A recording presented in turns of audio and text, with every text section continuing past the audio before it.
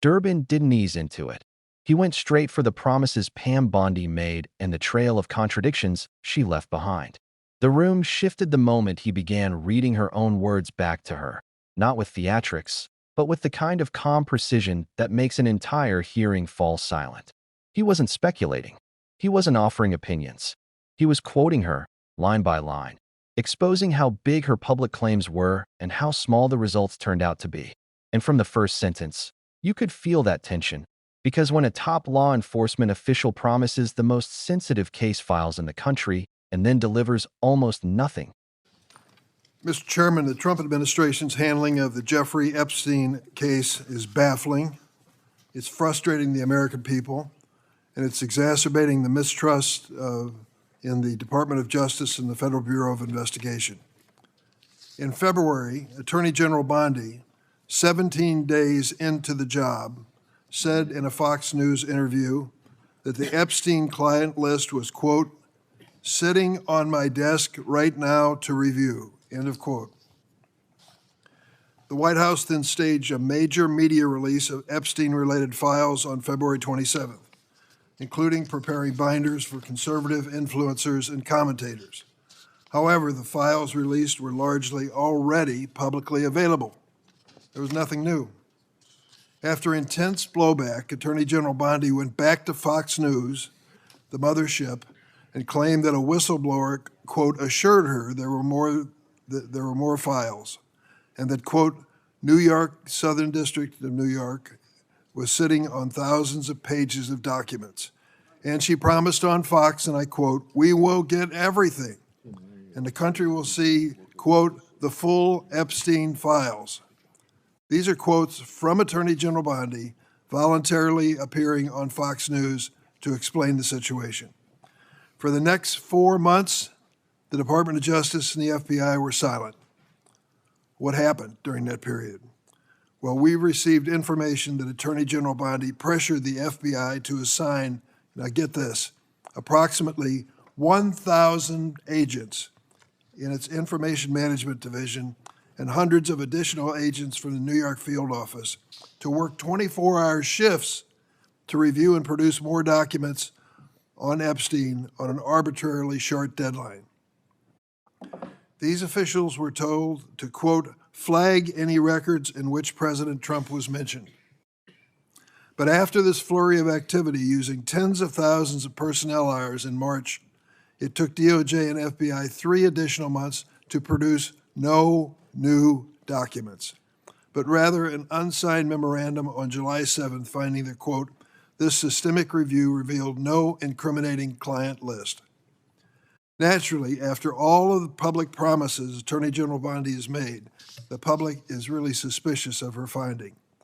This suspicion has been exacerbated by public reporting that FBI Director Patel and FBI Deputy Director Bongino disagree with Attorney General Bondi's handling of this matter. Public mistrust has been fed by other claims in the July 7th memorandum. This memorandum included links to surveillance video footage from outside Epstein's cell in the hours leading up to his death. The July 7th memorandum describes one of the videos released as full, raw footage, yet experts who've analyzed it concluded the video was likely modified.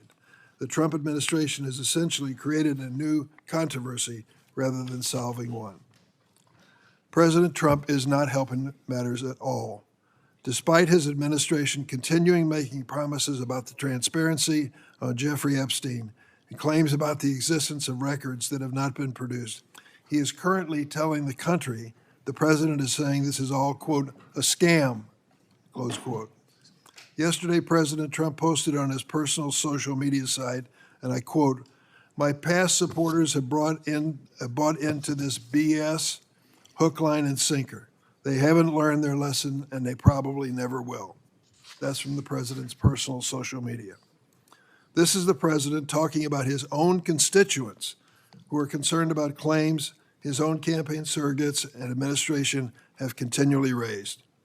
President Trump and Attorney General Bondi are directly responsible for all this confusion and mistrust, and they need to be fully transparent and they should release all of the documents for the public to review as quickly as possible. People pay attention. And Durbin made sure everyone in that chamber knew exactly why. He reminded the room that barely 2 weeks into the job, Bondi publicly announced that she had the Epstein client list sitting on my desk. That statement alone sent shockwaves through every corner of the political world. It implied she had access. It implied she had control. It implied answers were coming. But as Durbin read those words, you could hear the quiet disbelief. Because months later, those answers still hadn't arrived. It wasn't just a missed deadline. It was a complete reversal of expectations, the kind that makes the public wonder if they were ever going to see the truth at all. But that was only the beginning. Durbin reminded everyone of the February 27th media rollout, a moment that had been hyped as the turning point. Binders prepared, major commentators briefed, a press push set up to make it look like the dam was finally breaking open. People waited for revelations, new information, something explosive. Instead, almost everything released that day was already public. No breakthroughs, no new names, nothing that justified the build-up. It looked like a stage performance, not transparency, and Durbin's tone made it clear that this wasn't just disappointing, it was misleading. And almost immediately after that wave of backlash, Bondi went back on television. She said a whistleblower had assured her that thousands of pages were being held, that officials at the Southern District were sitting on stacks of material. She promised that everything would come out. She promised the country would see the full set of files. But the way Durbin read those statements made it clear how hollow they sounded months later. Because despite the power of those claims, the system behind her didn't move the way she said it would. 4 months passed. For months of silence from the DOJ and FBI. Nothing. No explanation. No follow-up. Durbin didn't sugarcoat what happened during that period, either. He detailed reports that Bondi pushed the FBI into a massive document review operation, one that allegedly involved around 1,000 agents working nonstop, plus hundreds more from the New York field office. That scale is mind-blowing. Tens of thousands of hours. Staff pulled off other work. Entire divisions focused on one thing: reviewing Epstein-related material on a deadline that insiders said wasn't even realistic. And the most unsettling part? Reports suggest agents were told to flag any document that mentioned Bondi's political allies. Not to identify victims, not to uncover wrongdoing, but to highlight specific names that benefited her narrative. Durbin didn't accuse her directly. He didn't have to. He simply described what multiple sources reported. And that description alone was enough to raise every eyebrow in the room. Here's where the confusion deepened. After all that manpower, after all that urgency, the agency produced nothing. No new files. No major revelations. Just an unsigned memorandum dated July 7th, stating that the review found no incriminating client list. Not a reduction of information. Not a summary. A complete denial that such a list existed at all. And the moment Durbin read that line, you could feel the temperature in the room drop. Because the pattern was undeniable. Big promises, dramatic claims, huge operations, and nothing concrete to show for it. The public didn't trust it. They couldn't. Not after everything Bondi had said publicly. Not after all the hype around transparency. And Durbin pointed out that mistrust wasn't accidental. It grew because of reporting that high-ranking officials inside the FBI, Director Patel and Deputy Director Bonino, disagreed with Bondi's handling of the entire matter. They reportedly questioned the push for the rushed review, the conclusions drawn from it, and the decision to rely on an unsigned memo instead of a formal statement backed by evidence. Internal disagreement at that level is rare. The fact that it leaked at all was a sign of how fractured things had gotten inside the agencies. But Durbin wasn't done yet. He focused on the part of the July 7th memorandum that sparked an entirely new wave of suspicion: the release of surveillance footage from outside Epstein's cell. The memo described one of the videos as full raw footage. But experts who analyzed it publicly said it was anything but raw. They believed the video had been altered or cut. That alone should have set off alarms. When the most controversial footage in the most controversial case has evidence of tampering, people want answers. And they didn't get any. Durbin pointed out that instead of resolving speculation, this release fueled it. Instead of silencing rumors, it magnified them. The confusion wasn't just public, it spread inside Congress. Lawmakers asked the same questions viewers were asking. If the footage was raw, Why did experts disagree? If the file review was comprehensive, why was there no documentation supporting it? And if the whistleblower claims were real, where were the thousands of pages Bondi talked about? Each question led to more doubts. Every contradiction sparked a new theory. This wasn't a government solving a problem. It was a government deepening the mystery. What made Durbin's remarks even more powerful was the way he contrasted promises with outcomes. He repeated Bondi's line about giving the public everything. He repeated her claim that the list was already on her desk. He repeated her assurance that the nation would see the full files. And then he laid out the reality. Nothing new was released. The internal investigation raised concerns, and the final review seemed to conclude the opposite of everything she'd stated. For months, viewers, journalists, and lawmakers waited for clarity. But clarity never came.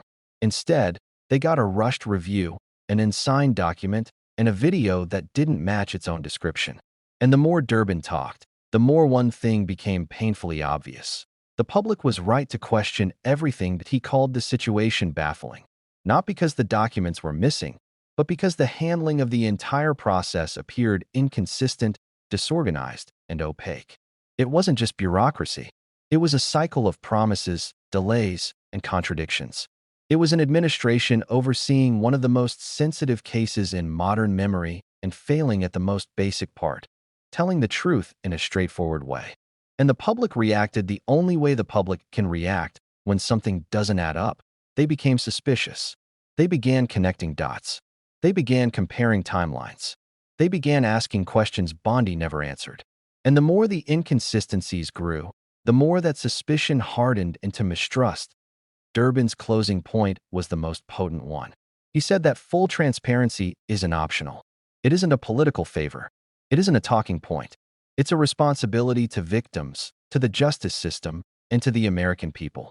And when an official makes promises about a case like this, those promises carry weight, especially when they involve a man whose history of influence, wealth, and abuse has shaken the country for years.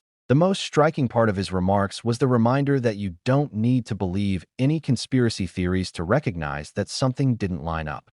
You only need to compare Bondi's words with the results. She promised access. She promised exposure. She promised full disclosure. Instead, every major step created new doubts and new questions.